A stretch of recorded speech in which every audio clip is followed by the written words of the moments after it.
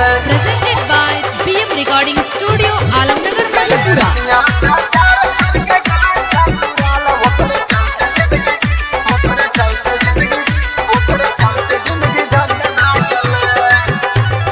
कुछो नहीं जाने रही है प्यार उ सिखैला के दिलवा के बगिया में फूल उ खिलैला के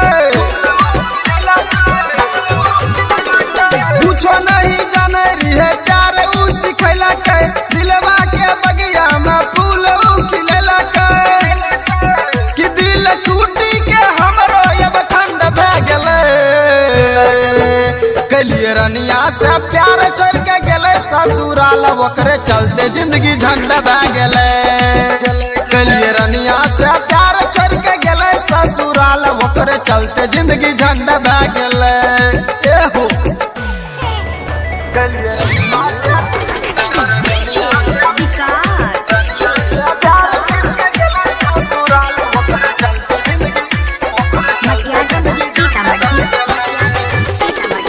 Mixed by Balbhadra Singh. Balbhadra Singh. गाँव के लोगवा हमरा कहे छै नशेरी हो रनिया बनाए देलक हमरा के गंजेरी हो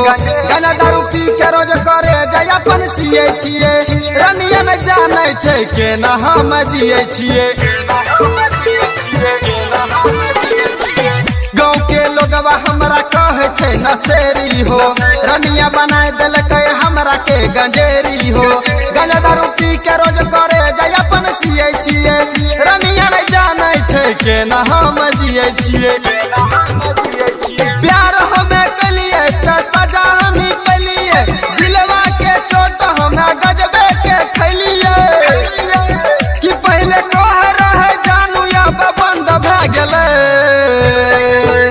कलिए रनिया से प्यार छोड़ के गेले ससुराल ओकरे चलते जिंदगी झंड भे गेले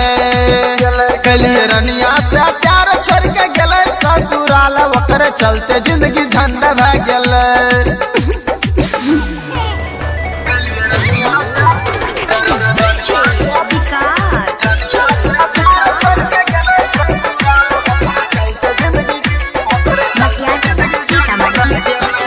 Presented by BM Recording Studio, Alamnagar, Madhepura.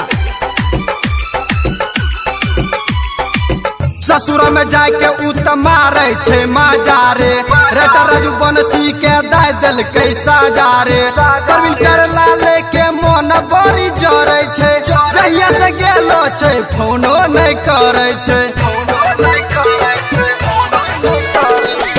ससुर में जाके उ त मारे छै माजारे रेटर राजू बनसी के दे दिल साजा रे प्रवीण कर लाले के मन बड़ी जरे छै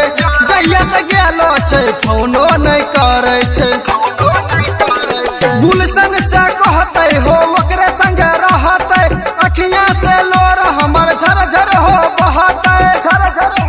कि सब सोचल सपन मोर भंग भे गेले